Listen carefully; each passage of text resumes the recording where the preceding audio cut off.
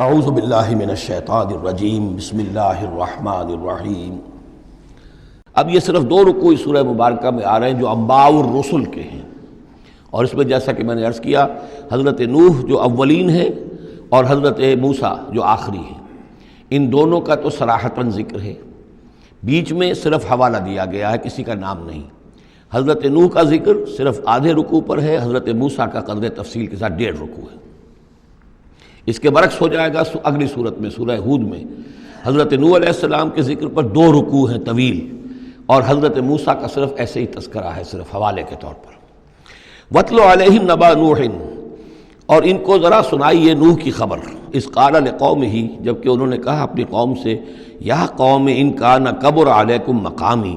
اے میری قوم کے لوگوں اگر تم پر بہت بھاری گزر رہا ہے میرا کھڑا ہونا، و تذکیری بآیات اللہ، اور اللہ کے آیات سے تمہیں نصیحت کرنا، شاق گزر رہا ہے، مذاق اڑاتے ہو تم، مجھ پر آوازیں کستے ہو، تم پر بہت شاق گزر رہا ہے میرا یہ سارا عمل۔ فعلی اللہ توکل، تو میں نے تو اللہ پر توکل کیا ہے۔ فاجمعوا امرکم، تو اپنا سارے جو بھی ذرائع ہیں ان کو جمع کر لو، وشرکاکم، اور تمہارے سارے شریک جو ہیں انہیں بلا لو۔ ثم لا یکن امرکم علیکم غمۃ، پھر تم پر تمہارا معاملہ جو ہے کسی اشتباہ میں نہ رہ جائے۔ ثم اقضوا الی ولا تنظرون، پھر جو فیصلہ میرے بارے میں کرنا ہے کر گزرو اور مجھے کوئی مہلت مت دو۔ یہ جو انداز ہے چیلنج کا، اور یہ اس سے پتہ چلتا ہے کس درجے دل دکھ چکا تھا حضرت نوح علیہ السلام کا، استہزاء سے، تمسخر سے، مذاق سے۔ اللہ کا ایک بندہ ہے، 950 برس بیت چکے ہیں، کوئی سن کر نہیں دے رہا ہے، تو اس وقت جو آخری بات، اچھا اب جو تم کر سکتے ہو، میرا کوئی بگاڑ سکتے ہو بگاڑ لو، اپنی ساری قوت جمع کر لو، جیسا کہ اس سے پہلے آ چکا ہے، اور بھی انبیاء نے اس طرح کی بات کہی۔ پھر بالآخر فَإِن تَوَلَّيْتُمْ، اور پھر اگر تم یہ نہ کرو، اگر تم اس کھلے مقابلے میں بھی نہ آؤ، اور اس میں اس بات کا خیال موجود ہے، یعنی اس بات کا امکان موجود ہے کہ ان کے دل میں چور ہو کہ ہم اس کے خلاف کوئی اقدام کریں، اسے قتل کر دیں، نوح کے خلاف کوئی اور ہم ایسا اقدام کریں تو پتہ نہیں کوئی مصیبت ہم پر نہ آ جائے، لہذا یہ سارا جو انداز تھا حضرت نوح علیہ السلام کا، اس کے باوجود پھر وہ فرما رہے ہیں وَإِن تَوَلَّيْتُمْ، اگر تم نہیں کچھ کرتے، فَمَا سَأَلْتُكُم مِّنْ أَجْرٍ، تو پھر ذرا غور کرو، میں نے جو بھی تمہاری خدمت کی ہے آج تک، تمہیں جو دین کی طرف بلایا ہے، دعوت دی ہے، میں نے کبھی تم سے کوئی اجر مانگا ہے؟ میں نے تم سے کوئی اجرت تو طلب نہیں کی، تم سے کوئی شاباش تک نہیں مانگی، میں نے تم سے کوئی مدد نہیں مانگی، تم سے کوئی اجرت نہیں مانگی۔ ان اجری الا علی اللہ، میرا اجر تو اللہ کے ذمے ہے۔ وامرت ان اکون من المسلمین، اور مجھے حکم ہوا ہے کہ میں اس کے فرما بردار بندوں میں سے رہوں۔ فکذبوہ، تو انہوں نے پھٹلا دیا اس کو۔ فنجیناہ، تو ہم نے نجات دے دی اس کو، ومن معہ فی الفلک، اور جو بھی اس کے ساتھ تھے اس کی کشتی میں۔ وجعلناہم خلائف، اور انہی کو پھر ہم نے خلفاء بنا دیا زمین کے اندر، پھر انہی کو خلافت عطا کی، انہی کو جانشین بنایا۔ وَأَغْرَقْنَا الَّذِينَ كَذَّبُوا بِآيَاتِنَا، اور غرق کر دیا ان لوگوں کو جنہوں نے ہماری آیات کی تکذیب کی تھی۔ فَانظُرْ كَيْفَ كَانَ عَاقِبَةُ الْمُنذَرِينَ، تو دیکھو کیسا انجام ہوا ان کا جنہیں خبردار کر دیا گیا تھا۔ ثُمَّ بَعَثْنَا مِن بَعْدِهِ رُسُلًا، پھر ہم نے بھیجا ان کے بعد بہت سے رسولوں کو، الی قومہم، اپنی اپنی قوموں کی طرف۔ فجاءوہم بالبینات، تو وہ سب کے سب آئے ان کے پاس روشن دلیلیں لے کر۔ فما کانوا لیؤمنوا بما کذبوا بہ من قبل، لیکن وہ جس چیز کے انکار پر اڑ چکے تھے وہ ساری روشن دلیلیں دیکھنے کے باوجود بھی اس کو ماننے والے نہ بنے۔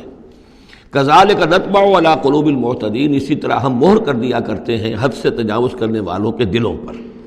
ثم بعثنا من بعدہم موسیٰ و ہارون، اب یہ دیکھیے وہ جو ایک لنک جو ہے، جو میں نے آپ کو بتایا تھا، ایک چین ہے، حضرت نوح، حضرت ہود، حضرت صالح، حضرت لوط، حضرت شعیب اور حضرت موسیٰ، یہ 6 کا ذکر قرآن مجید میں بار بار آتا ہے۔ یہاں پر حضرت نوح کا اور حضرت موسیٰ کا، درمیان میں صرف ثم بعثنا من بعدہم رسلا، اور بھی رسول آئے، ان کا یہاں صراحتاً تذکرہ نہیں ہے۔ پھر ہم نے بھیجا ان کے بعد موسیٰ اور ہارون کو الی فرعون و ملئہ، فرعون اور اس کے سرداروں کی جانب، بے آیاتنا، اپنی نشانیوں کے ساتھ۔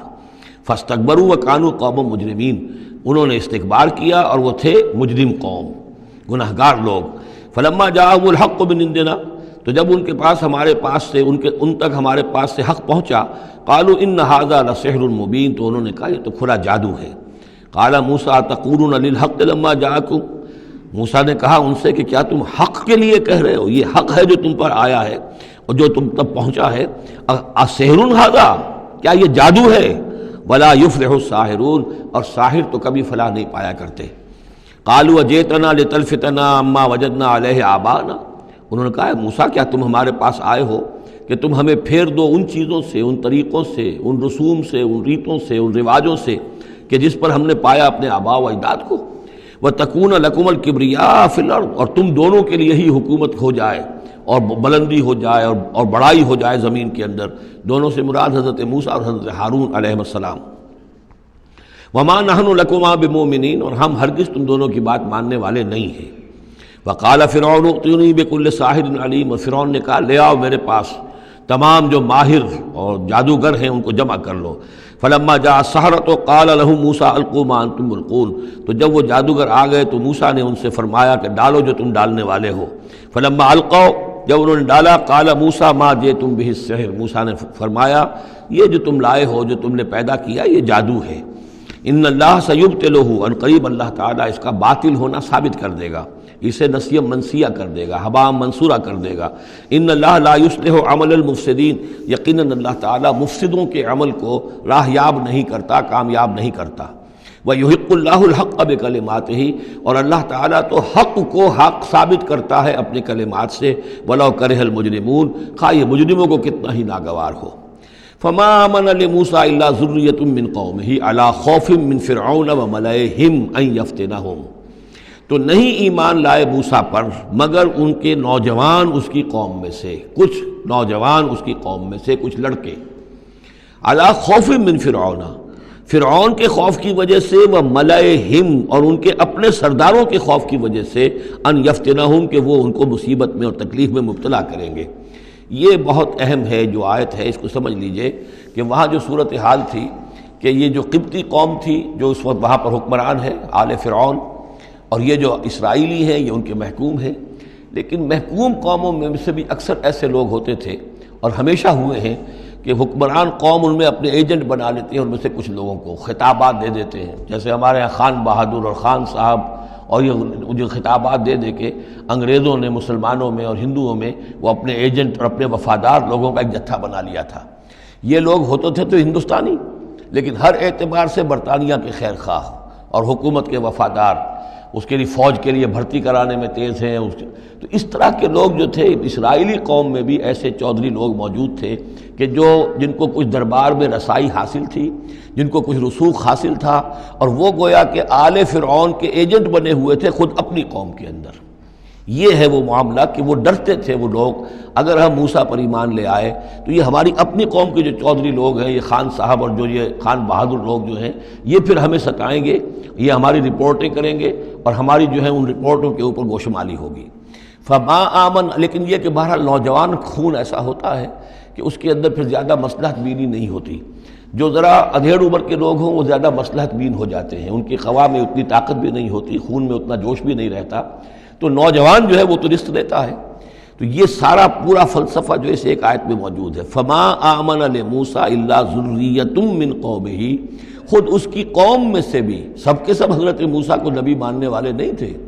نہیں مانی بات موسیٰ کی ان کی قوم میں سے بھی مگر کچھ نوجوانوں نے، کچھ نوجوان، کچھ لڑکوں نے، علی خوف من فرعون، فرعون کے خوف کی وجہ سے، وہ ملئہم، اور ان کے اپنے سرداروں کے خوف کی وجہ سے، ان یفتنہم، کہ وہ انہیں پرسیکیوٹ کریں گے، ان کو فتنے میں مبتلا کریں گے۔ وَإِنَّ فِرْعَوْنَ لَعَالٍ فِي الْأَرْضِ، اسی طرح کا ایک شخص قارون تھا۔ قارون جو ہے وہ قوم موسیٰ سے تھا، اسرائیلی تھا، لیکن یہ کہ سرکار دربار میں رسائی تھی، وفادار تھا حکومت کا، اسی کی وجہ سے بڑے بڑے ٹھیکے ملتے تھے، جیسے ہمارے ہاں ٹھیکیدار ہوتے تھے بڑے بڑے لوگ، تو اس کے پاس اتنی دولت جمع ہو گئی تھی۔ وہ سارا تذکرہ جو ہے آگے چل کر آئے گا سورہ قصص کے اندر۔ تھا تو قوم موسیٰ میں سے تھا، فرعونی تو نہیں تھا، لیکن یہ کہ وہ حضرت موسیٰ کے خلاف چالیں چلتا تھا، اور وہ ساری جو ہے وہ سرکار دربار کی جو خوشامد ہے وہ کام کرتا تھا، اسی سے پھر اس کو دولت ملتی تھی۔ وَإِنَّ فِرْعَوْنَ لَعَالٍ فِي الْأَرْضِ، اور یقیناً فرعون جو ہے وہ بہت سرکشی کر رہا تھا زمین میں، وَإِنَّهُ لَمِنَ الْمُسْرِفِينَ، اور یقیناً وہ بہت حد سے بڑھنے والا تھا۔ وقال موسیٰ یا قوم، اب انہوں نے ان سے جو بھی ایمان لے آئے تھے ان پر کہا، ان سے کہا، قال یا موسیٰ قوم ان کنتم آمنتم باللہ، اب اگر تم اللہ پر ایمان لے آئے ہو، فعلیہ توکلوا، تو اب اللہ پر توکل بھی کرو، ان کنتم مسلمین، اگر تم واقعتاً فرما بردار ہو گئے ہو۔ فقالوا علی اللہ توکلنا، تو انہوں نے کہا ہاں آپ اللہ پر توکل کرتے ہیں، اپنا معاملہ اللہ کے حوالے کرتے ہیں۔ ربنا لا تجعلنا فتنة للقوم الظالمین، اے اللہ تو ہمیں ان ظالموں کے لیے تختہ مشق نہ بنا دے، اے اللہ ایسا نہ ہو کہ تو ہمارے ذریعے سے ان کو آزمائے، یعنی یہ کہ جیسے کہ ابو جہل ستا رہا تھا، ابو جہل کی آزمائش ہو رہی تھی، لیکن تختہ مشق حضرت یاسر حضرت سمیہ بن رہی تھی رضی اللہ تعالی عنہما، تو اے اللہ ہمیں نہ آزما، ہم پر ان کا زور نہ آزما، یعنی ہمیں تختہ مشق نہ بنا دے۔ وَنَجِّنَا بِرَحْمَتِكَ مِنَ الْقَوْمِ الْكَافِرِينَ، اور ہمیں اپنی خاص رحمت سے ان کافروں کی قوم سے نجات عطا فرما۔